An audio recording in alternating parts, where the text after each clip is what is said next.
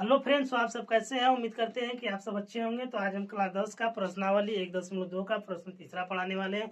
इससे पहले हम सभी प्रश्नों को पढ़ा चुके हैं। अगर वो वीडियो आप लोग नहीं देखे होंगे तो हमारे यूट्यूब चैनल में जाकर वो वीडियो देख लीजिए। तो चलिए हम प्रश्न तीसरा को सॉल्व करते हैं। देखिए इसमें क्या दिया है।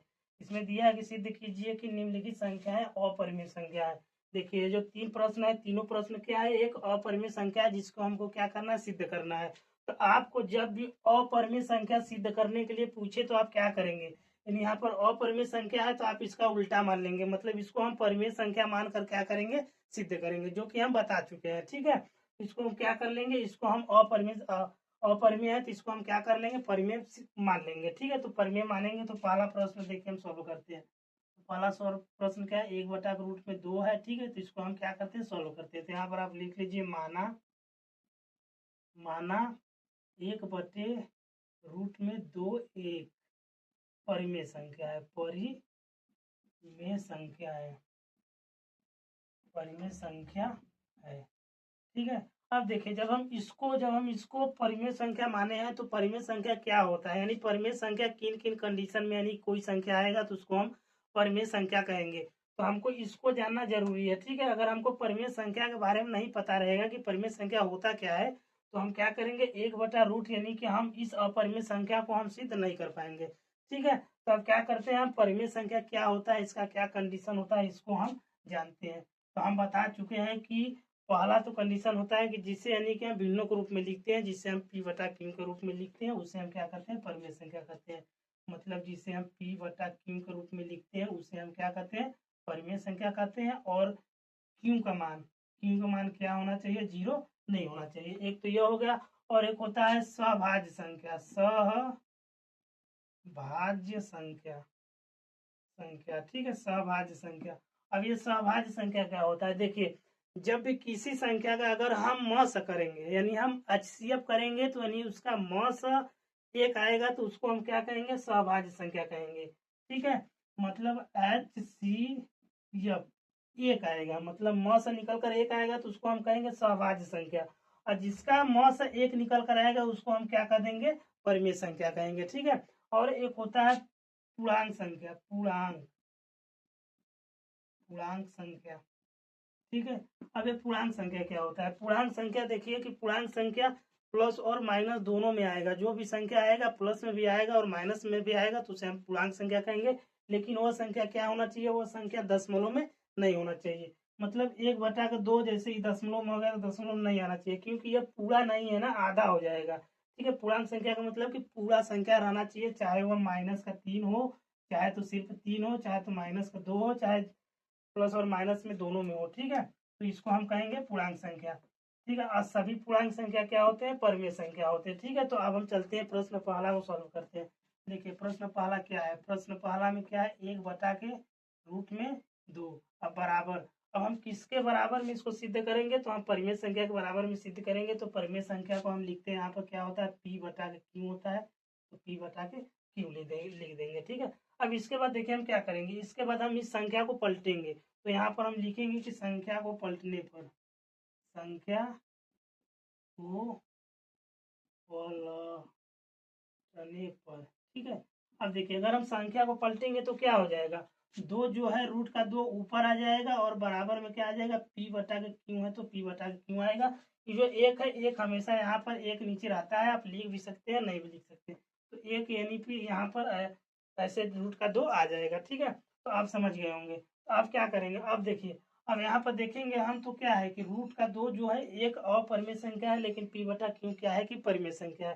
तो हम बता चुके हैं कि कभी भी अपरिमेय संख्या और परिमेय संख्या बराबर नहीं होते हैं। ये देखिए अपरिमेय संख्या है, यह क्या है, परिमेय संख्या है, लेकिन ये दोनों क्या है कि कभी बराबर नहीं हो सकते, यानी इसका हम सॉल्व करेंगे तो सॉल्व नहीं हो पाएगा। ठीक है, तो हम इसको यहाँ पर लिख सकते हैं, यहाँ पर हम इसको क्या लिख देंगे, यहाँ पर लिख देंगे कि नियम अनुसार, नियम अनुसार,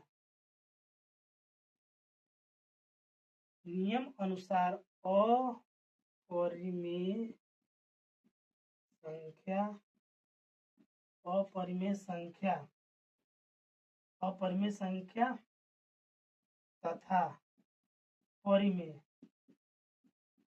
परिमेय संख्या कभी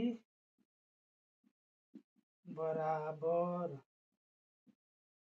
बराबर नहीं होते हैं, नहीं नहीं होते हैं। ठीक है, तो अब क्या कर देंगे, हम इसको लिख लेंगे, क्योंकि अपरिमेय और परिमेय क्या होते हैं, कभी भी बराबर नहीं होते हैं। फिर उसके बाद हम लिखेंगे कि अतः अतः 1/√2 एक अपरिमेय संख्या, अपरिमेय संख्या,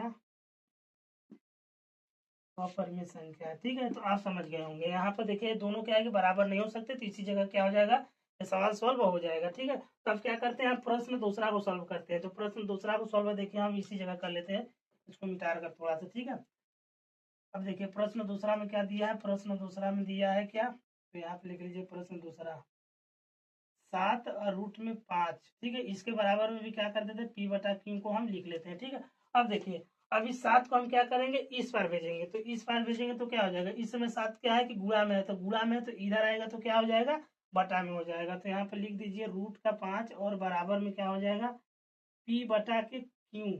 अब ऐसे लिख लीजिए P/Q, इसके बराबर में नहीं, बराबर से इस पर 7 आया तो क्या हो जाएगा, बटा में आ जाएगा। तो अगर हम देखेंगे कि तो √5 क्या है, एक अपरिमेय संख्या है, और यह क्या है जो बटा के रूप में लिखा है, यह क्या है, परिमेय संख्या है, यह अपरिमेय संख्या है, यह परिमेय संख्या है। तो आप क्या कर देंगे, इसको ऐसे ही लिख लेंगे कि नियम अनुसार अपरिमेय संख्या तथा परिमेय संख्या कभी बराबर नहीं होते। ठीक है, अतः अतः आप इसके जगह पर यहाँ पर लिख सकते हैं कि अतः 7√5 एक क्या है, अपरिमेय संख्या है। ठीक है, तो आप इसको भी समझ गए होंगे। तो प्रश्न क्या है कि प्रश्न आखिरी है, इसको भी हम क्या कर लेते हैं, सॉल्व कर लेते हैं, जो कि प्रश्न तीसरा है। तो प्रश्न तीसरा को सॉल्व करते हैं। देखिए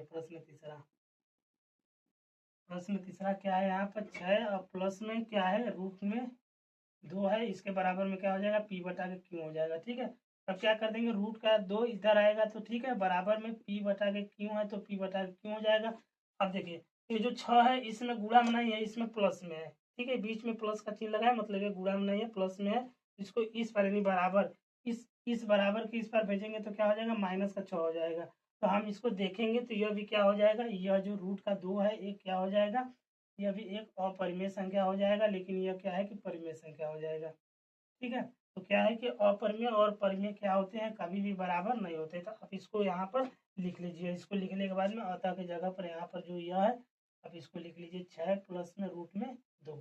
ठीक है, यह हमारा क्या हो गया, पूरा सवाल सॉल्व हो गया। ठीक है, इसमें कुछ करना नहीं है, आपको इतना ध्यान देना है कि अपरिमेय अपरिमेय अपरिमेय कभी भी बराबर परिमेय के नहीं होते हैं, परिमेय के नहीं होते हैं, जो कि हर बार यहाँ पर हम देख रहे हैं। ठीक है, इसमें भी इसमें भी इसमें भी तीनों प्रश्न में क्या है कि यह वाला कंडीशन आ रहा है। ठीक है, तो आप लोग इसको समझ गए होंगे, ऐसे इसको सिद्ध करना है। आप लोग इसको एक बार खुद से सिद्ध करने का प्रयास करिए। ठीक है,